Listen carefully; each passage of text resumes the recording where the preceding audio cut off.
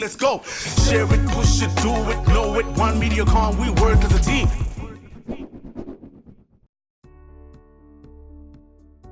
That's a tricky question to answer. I think that the reality of the financial difficulties that a lot of brands are facing, the financial pressures that they're facing in a flat economy mean that a lot of people are okay with flat performance, and growth really seems like kind of quite a far-reaching thing.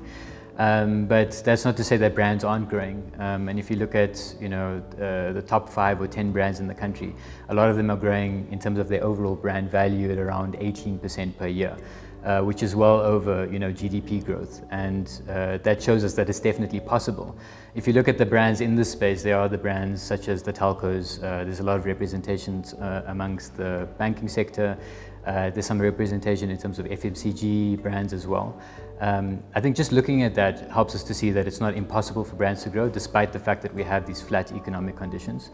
And I think that it's really you're looking at these brands as case studies will really help us to understand what are they doing to unlock this sort of growth and grow their brand value in such economic times.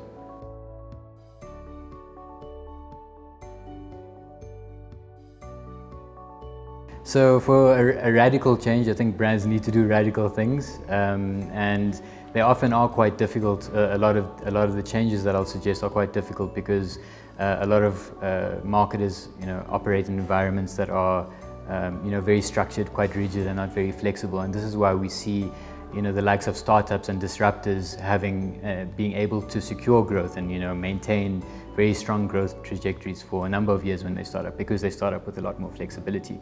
But I think that what brands need to understand is in the changing environment that we're operating in, we need to have a bigger appetite for failure. I think that's very important. I think that culturally, internally, within any organization, that's quite difficult.